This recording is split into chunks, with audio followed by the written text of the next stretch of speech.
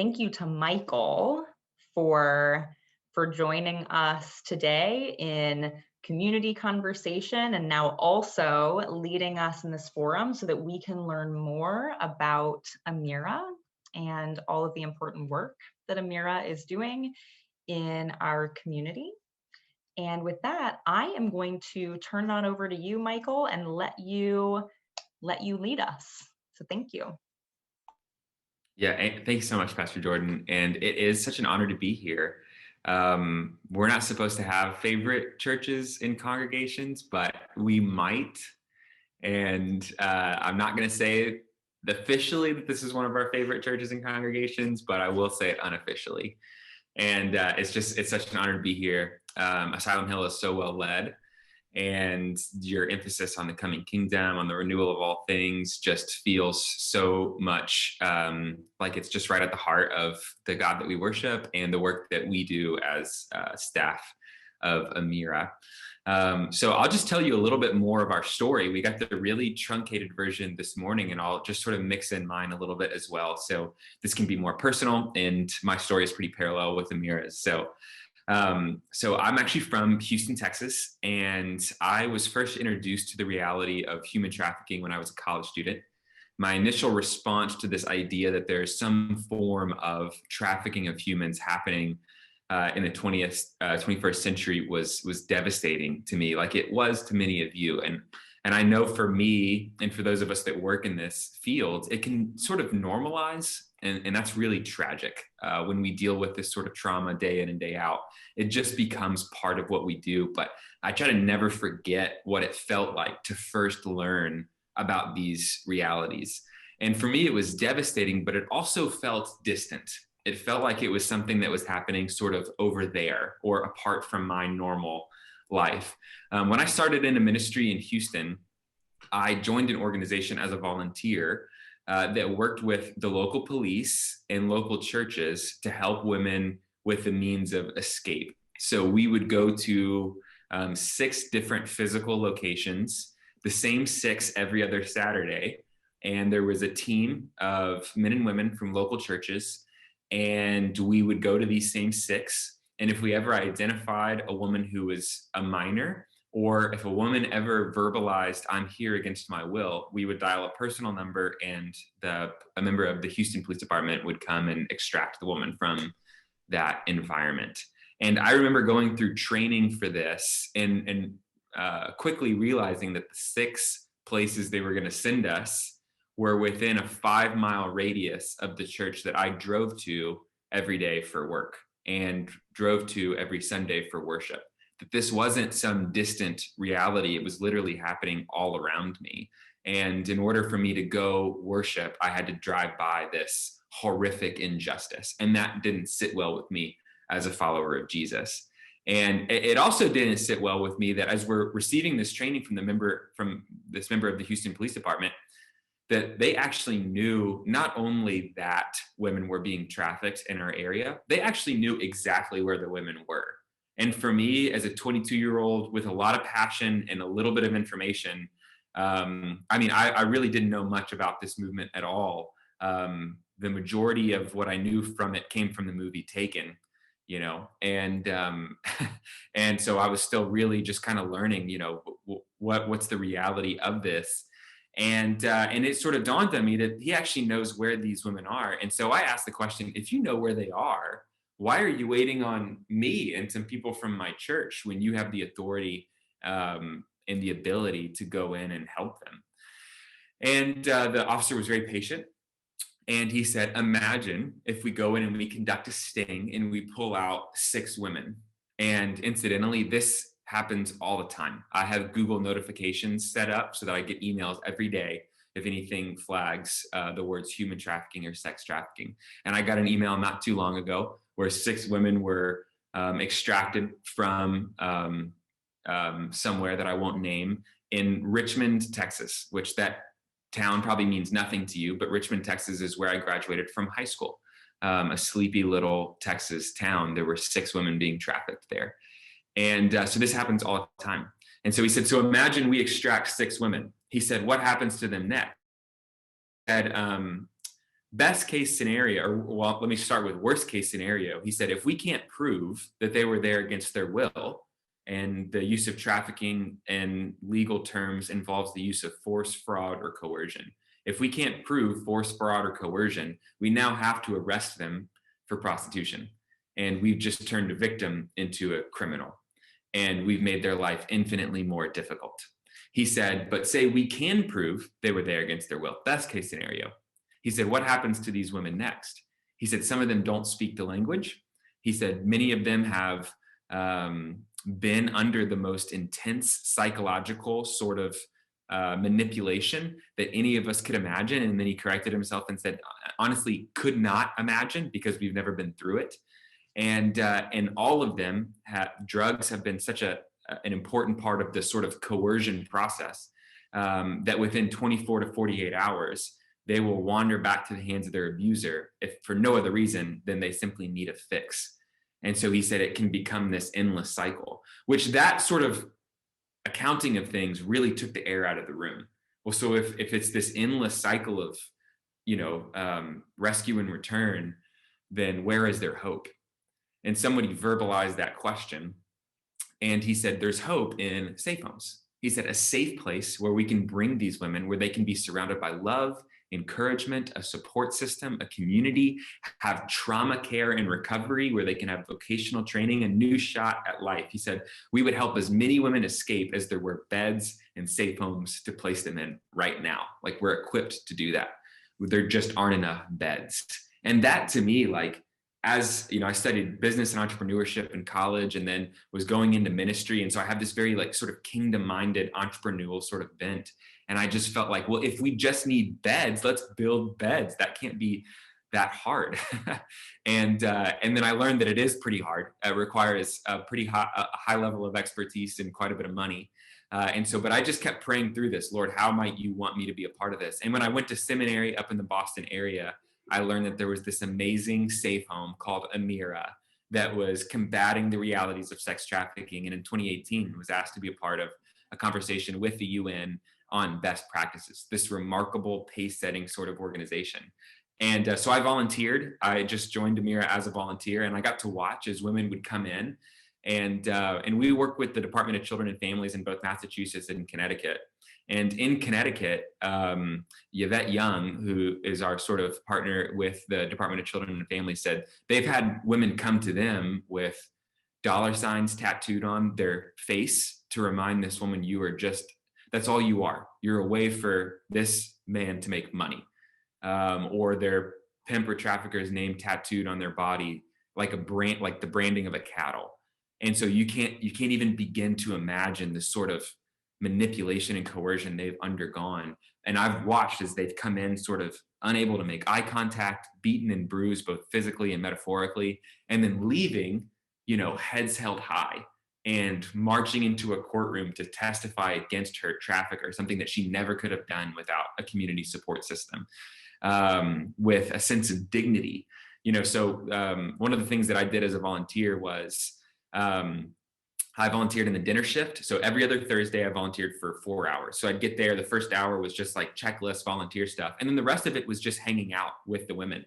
And I wasn't sure if as a male I could volunteer, because as a 20-something, 30-something white man, I look a lot like the buyers. And that's just the reality. And so I didn't know if that would be triggering for the women. And they said, no, please, we need you to volunteer, because Amirah has about 100 volunteers on a rotating basis in order to support the work that we do. And at the time in Boston, it was 150, and I was one of only 3 male volunteers. And they said, so if you ever look at our logo, it's the logo is a butterfly. And the idea is that Amirah is this safe place, like a cocoon, where she can transform and become all she was meant to be. And she said, the woman I was speaking to said, if she doesn't have healthy relationships modeled with men in the safety of this cocoon, it might hinder her long-term recovery. So please come in and volunteer. And so I volunteer in the dinner shift, and it was amazing. Most of the time, to be completely honest, it was awkward because we came from very different walks of life. I didn't know the right words to say to them. They didn't know the right words to say to me. And so it was a lot of just sort of staring at our shoes or staring at our plates. But every once in a while, it would be like something would click, and it would be like the scene out of a movie, you know, where it was no longer, we were no longer defined by the ways that society might see us. We were just human beings interacting with one another and just conferring dignity back and forth in this really sort of special way. And one of the things I loved about the dinner shift was that certain nights of the week after dinner, the women go through this sort of like this ritual. It's meant to just instill gratitude and then a sense of caring for those who are still out there. And so they would light a candle and they would pray this prayer. They would say, "Dear Lord, as we light this candle, may we remember the women who are still out there. May they find hope and courage in this light to one day join us at our table." And I love that. It's such just a cool picture of the message that we hold dear, that there is a God in heaven who sees, who loves, and who renews all of creation and all of his people. And I just thought that was so cool. And so I got to be a part of that. I got to watch these women sort of just go through this restoration process. And then I sort of felt this sense of maybe the Lord's calling me to continue to work in this field, but what that would look like, I don't know. And in the meantime, I went to DC, as Pastor Jordan mentioned, to help plant a church there. And about 2 years into that, I was in contact with Amirah's CEO and a member of our board who said, "We're expanding into Connecticut, and we need somebody to come sort of help provide some of that entrepreneurial lift." And all I've done in ministry is start things. That's just sort of how I'm wired. And so I got to be a part of the launching of Amirah. And so as of like December 1st, 2020, we hired our full-time staff. We had the home, the finances covered for the first year, and we had volunteers starting to be trained. And so we got to that place. And then I got to shift into my current role, which is the Director of Faith and Justice Initiatives, which is helping faith communities all over New England and beyond connect to the work that we're doing.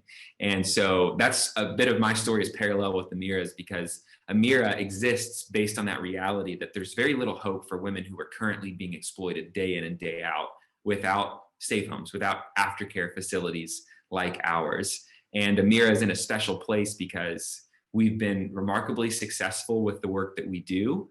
We're a world-class organization, as evidenced by our conversation with the UN, but we are a very small organization. So world-class, but also tiny. And so it's been fun for me to get to be a part of Amirah sort of replicating and expanding its model so that we can be more than just 2 homes, but we can be a network of homes across New England, providing more pathways and more exit ramps for women in our continued partnership with the FBI, local police, and Homeland Security. So I hope that gives you a pretty good overview of who we are, what we're up to, the work that we're doing. You get sort of a window into our vision. You also get a window into some of what it looks like to volunteer. And so I'd love to, at this point, Jordan, if it's the right point, I don't know if I took too much time or not enough, but just sort of open it up for questions and just see. I obviously didn't touch on everything. There's so many aspects to this. And so I'd love to just hear, like, what are people's questions, and then just let that guide it from here. Awesome. Yes. Yeah, Marcy. Hi. Well, first of all, thanks to God for people like you. And I certainly haven't been exposed to that here in the States, but I've seen it abroad in different places like Thailand. I'm sure a lot of those women end up here, and it's just, you feel so powerless when you see that. But anyway, I have a couple of questions. One, you mentioned drug addiction. Mm-hmm. I assume you have drug treatment and all that, and how successful you're with that, you know, and I imagine that would be one of the most difficult parts of getting them off the drug. 2, where is this home? Where is the home? And the third question for an ordinary person like myself or ourselves, how could we volunteer? What can we do besides the financial? Yeah, that's great.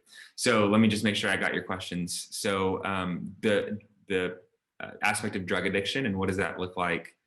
2, where is the physical location of the home? And then how might somebody be involved? Is that basically it? Exactly. Okay. So the first one I would say, yeah, you're right. There's a lot of international trafficking. So into the United States from places like Thailand. I saw a lot of that in Houston in particular. One of the interesting things for me in moving to New England was to learn this reality that the majority of women who are trafficked in New England are actually from New England.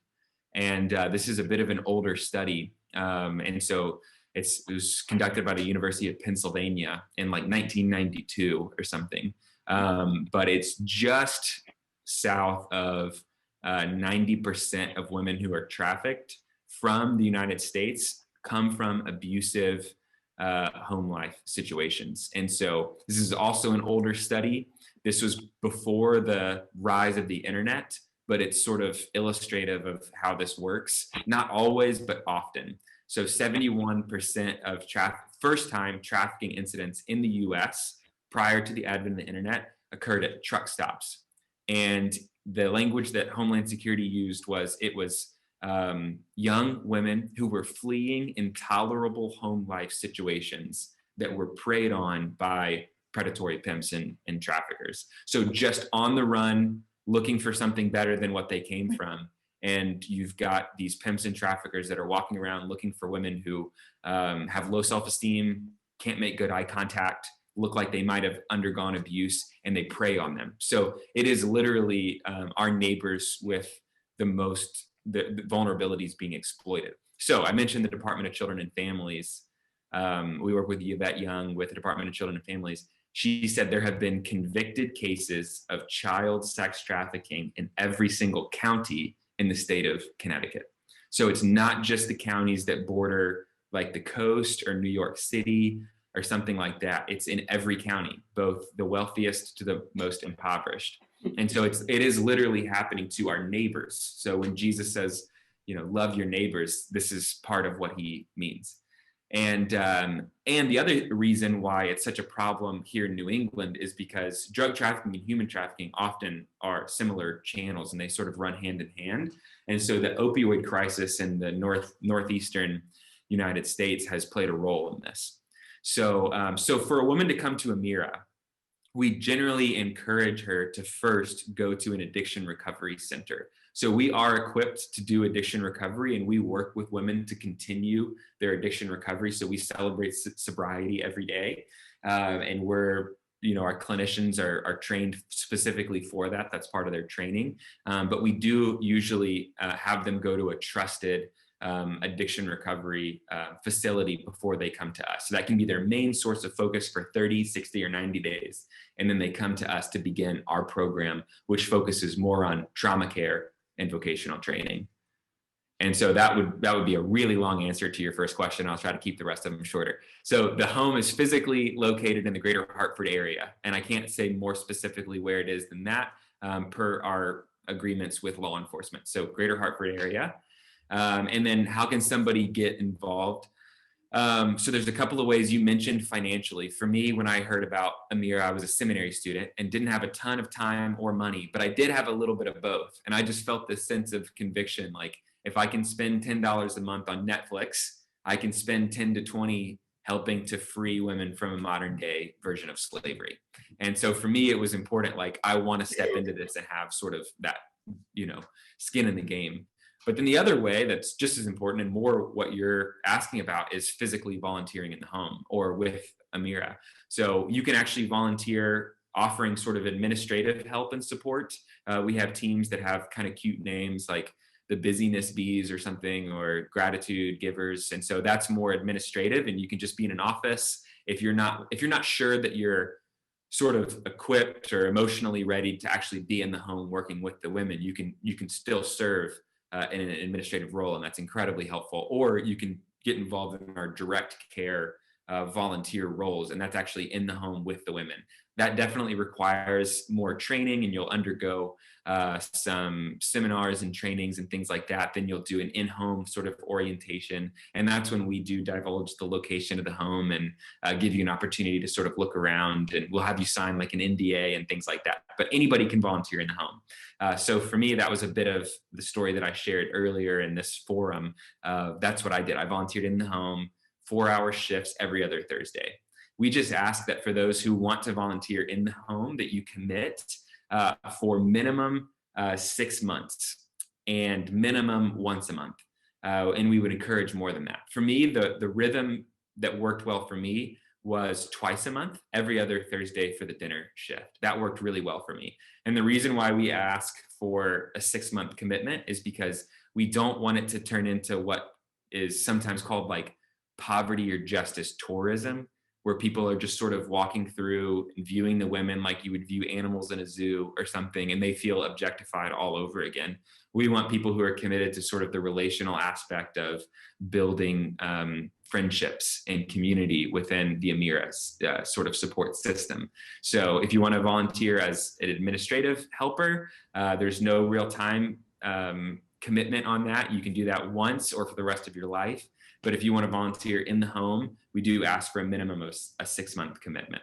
So I hope that answers your questions. Did that hit everything? I believe so. And I guess, Jordan, we have all the information in case we want to pursue this. Got it. Thank you so much. Appreciate Absolutely. it. God bless you. Thank you. Michael, thank you so much. My question is along the volunteer lines. Do you have courses for your young women? I've been in several memoir courses, and post-PTSD, post-trauma is hugely recommended, actually. So as a retiree in writing and working with young women at the University of Hartford, I just wondered, is there any role for like teacher types like me? That's a really great question. And I think that sort of helps me to explain a couple of different aspects of what's central to the heart of Amirah.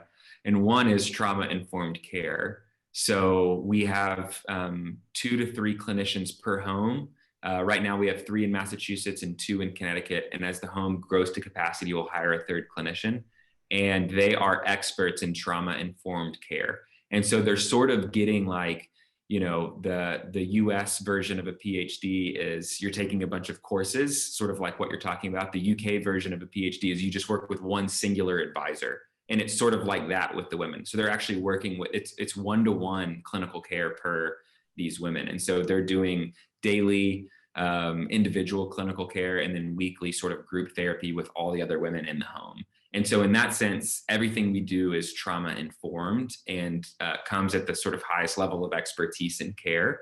But then the other aspect that you sort of mentioned that I want to touch on is so much of what we do. So much of the reason why we're successful is community partners like what you just mentioned.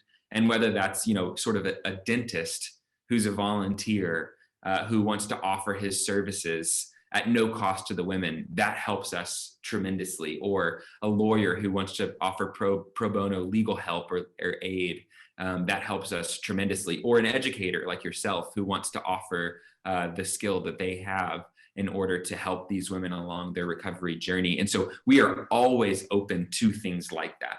And so at the moment, we don't have courses that we offer because it is so 1-to-1, and we keep the numbers in the home low so that we can do that. But that's not something that we would ever rule out. And I would love to further that conversation and connect you with one of our program coordinators who could help sort of have that conversation. So that's sort of a twofold answer to your question.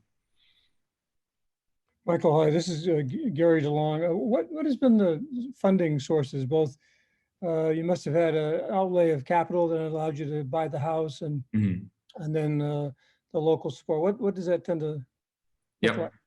Yeah, thanks, Gary. Great question. So we have a combination of individuals who we call our Hope Partners. We have corporate partners. So Bank of America, TD Ameritrade, UPS, they all support the work that we're doing to some degree. And then we have church partners like Asylum Hill and others. And then we receive some government funding. This is probably the smallest of the financial support. And then the 2 largest are church partners and individual Hope Partners. So we are primarily funded by churches. Oftentimes, because we are a faith-based nonprofit, we won't qualify for certain grants, certain government-funded grants, which is a bummer, but we value the Christian motivation that we have as an organization. And so we've decided to keep that as fundamental to who we are and what we do.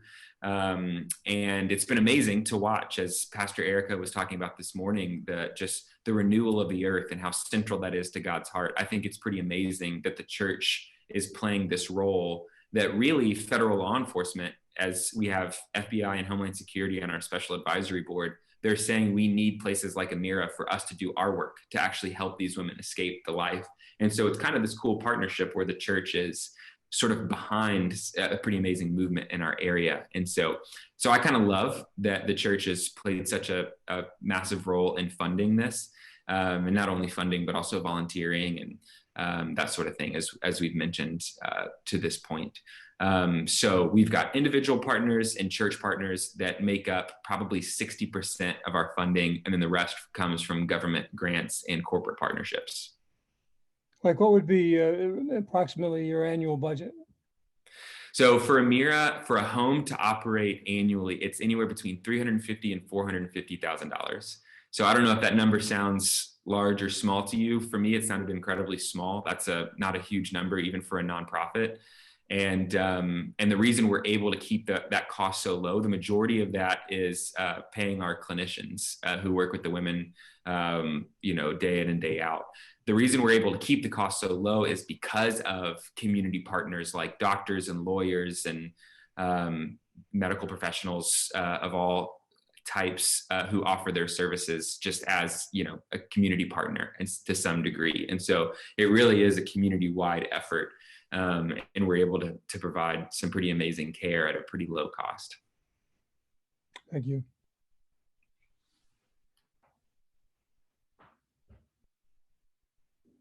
Hi, Nancy. You're muted.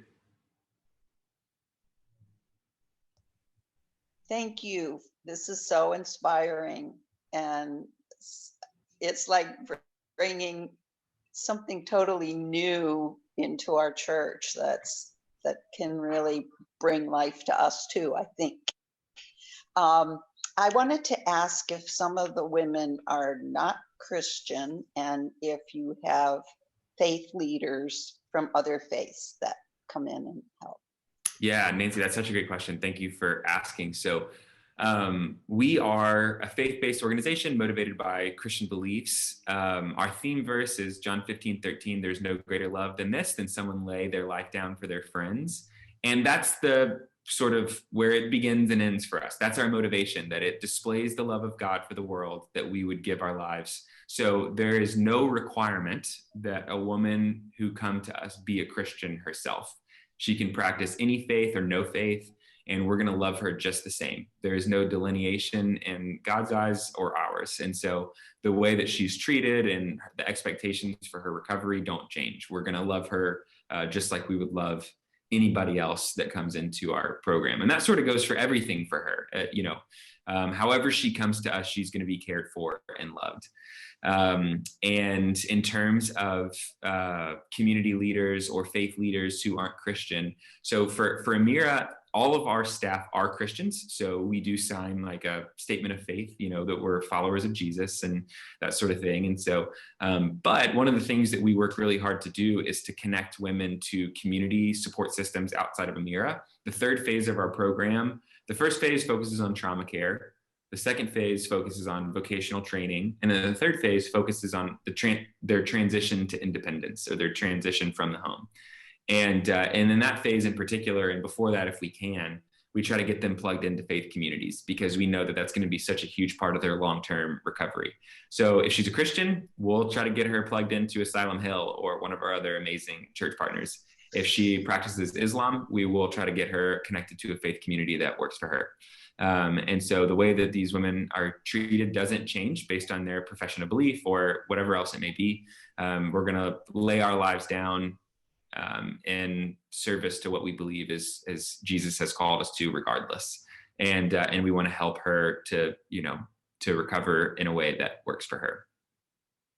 Nancy, I'm just going to say that that it was probably one of the first questions when I when I was looking, when I went and saw the house, and you know, when I was in conversations with Michael early on, that was probably one of my first questions. Like as you know, as a Christian leader, you know, was that I was uncomfortable engaging in or engaging with an organization that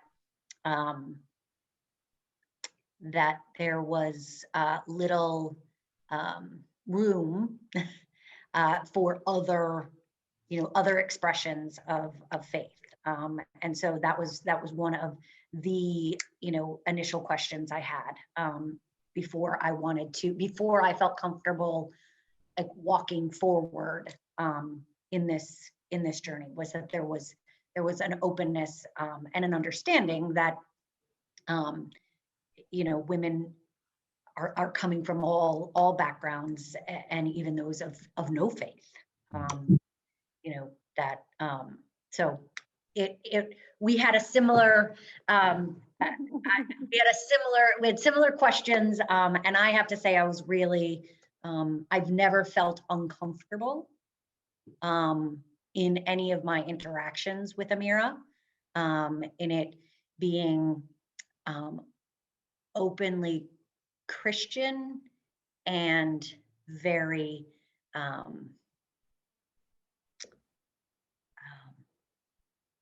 a profession of faith without being kind of authoritarian. Thanks. Is there a particular Thanks a lot. denomination that from which Amirah grew out of, Michael? That's not that that's a big deal, but I'm just curious. Yeah, the answer is no. So the original small group was a part of a non-denominational church. Our CEO, Stephanie Clark, comes from the Assemblies of God tradition. But we have church partners that are, you know, Episcopalian, Congregationalist, non-denominational, Baptist, synagogues. I mean, really, it's pretty ecumenical. Michael, I have a question. Can you say a little bit more about what volunteers do in the home other than the office work? Yeah, that's a great question. Yes. So Sandy. Yes. Yeah. Thank you, Sandy. So that's a great question. So I mentioned in the community conversation, we say we treat 6 aspects of whole person care. So the obvious ones are mental, physical, and emotional. We're going to take care of her mental, physical, and emotional needs. But then we go beyond that to deal with the spiritual needs that she has, the vocational needs that she has. But then the piece where volunteers come in, to answer your question, is the social piece. So we leave the expertise up to the experts. So we don't ask you to come in and treat their trauma. We don't ask you to come in and treat their physical needs. We're going to leave the expertise up to the experts. As a volunteer, you're really just there to be a friend and model healthy relationships. Because so much of the coercion process for so many of the women within the life is either really broken down or is intentionally manipulative, where they're told this is what a family looks like, this is what a daddy looks like, this is what, you know, that this is the sort of thing that they're undergoing day in and day out. And we just try to model normal, healthy relationships where it's not transactional in any way. And it's not authoritarian in any way. You come in as a friend and as a fellow human being, and you just sort of hang out, honestly. So it can feel like slow and awkward if you don't see the divinity in just being with somebody. And so as a volunteer, you'll go in and you'll do some basic housework or whatever, just a checklist of things to help our program staff with. And then if you're not volunteering during a meal shift, you'll just sit in the home, and the home is beautiful. And there's places for the women to hang out or to sort of steal away and meditate or pray or whatever. And you can just sort of be there, and you can just read a book if you want, or you can watch a movie with them. But the point is to just sort of be in their corner. And if they want to talk, you talk. If they don't want to talk, then you're just there. And it's just sort of the ministry of presence, if you will. I really like the dinner shift because I'm not as good at silence. and like that's a spiritual formation growth area for me. And so I liked dinner because we're doing something. So we're literally preparing a meal together. Preparing and serving. Yep. Okay. Yeah. So we're chopping vegetables, we're sharing stories, we're sitting at a table. And I they're like all that. participating? Yes. Jointly. Okay. So so life skills is part of what we do with the women. So just teaching them how to balance a checkbook, or, cook a meal, or, build a resume, whatever it may be. And so usually it's 1 or 2 women that are assigned to make the meal on weeknights. And then on the weekends, we provide the meals for them. So, and then we all do it together, staff, volunteer, and program participant. Okay, great. And I'm sorry, remind me again how many beds there are. So how many residents at a time? 6 to 8 per home. So we found that any over 8, you hit diminishing returns. You end up not helping more women. You end up helping no women, because that level of trauma, and it just turns into chaos. And so our solution has not been to invite more women into our homes, is to build more homes for more women. That's the idea. Thank you. Absolutely. What's the average age, and how long have some of these women been subject to this kind of life?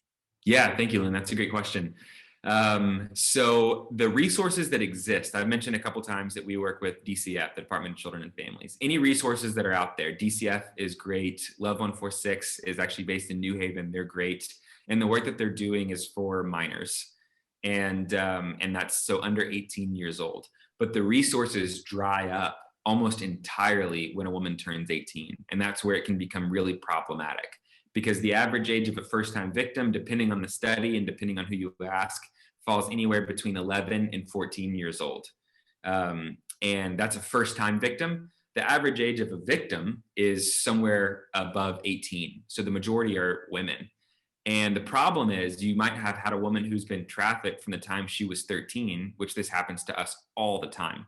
And a lot of women that we meet when they've been incarcerated. So been trafficked from the time she was 13, never a choice, not something that she asked for. But then she turns 18 and she's on a street corner and her pimp is somewhere else secure. She gets arrested, he goes free. And she's now arrested for prostitution or viewed at, something like that. And so that's why we exist, to help adult survivors of trafficking. And so the average age in our home is actually probably late 20s or early 30s. The woman that we just admitted, so we just are in the process of admitting the very first woman for our Greater Hartford, Connecticut home. And she's, I think, 24 or 25. And we're hoping to sort of shift closer to that area, because the major gap is for 18 to 24-year-olds. But then the vast majority of survivors are in their like mid-20s or something like that. And so that's sort of where we land in terms of who we work with. Yes. Marcy, I think you're muted. Hi. You said some of the women are right from the area, from the state or the Northeast or whatever, but do you see women from foreign countries, any Spanish speaking, South America, any other areas? Do you get, what was the majority of your?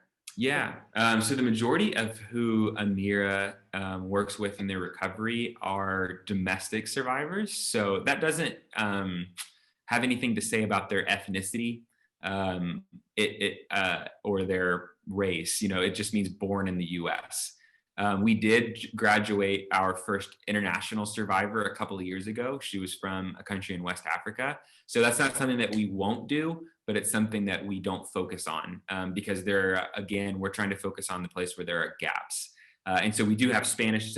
And the reality is, in the US, a disproportionate number of women of color are trafficked. And so the first clinician that we hired in Connecticut was a person of color. So, and then we have an emphasis on hiring Spanish speaking program staff and things like that, because it does disproportionately affect women of color.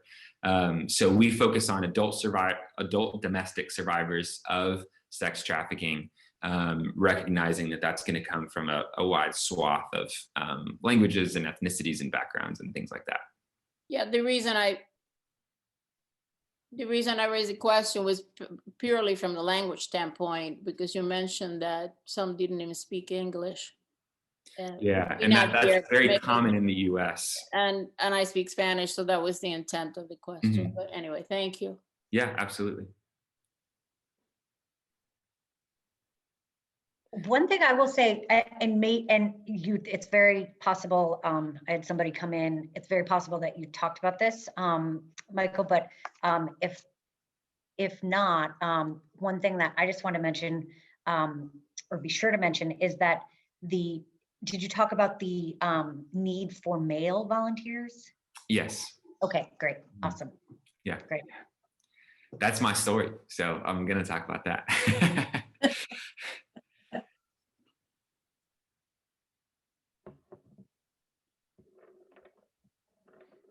Yeah, well, thank you guys so much. This has been, are there any other questions? I don't want to drag us on, but I don't want to shut it down if people still have things that they're interested in. Well, wonderful. Well, thank you so much for these incredibly insightful questions. It's so fun to get to tell the story of the amazing women that we serve. And it's just an honor to get to be a part of it with such amazing people like the people of Asylum Hill. So thank you for letting me be a part of your worship today and to allowing me to answer some of the questions that you all had. Thanks for being here. I know there are other things that you could be doing. We're coming up on lunchtime or maybe nap time, depending on how you spend your Sunday. But we just appreciate you guys taking some of it to learn about this issue and really just be with us in your heart and in your thoughts and in prayers and potentially even volunteering or supporting us in some other way. So thank you guys so much. It's just an honor to be here.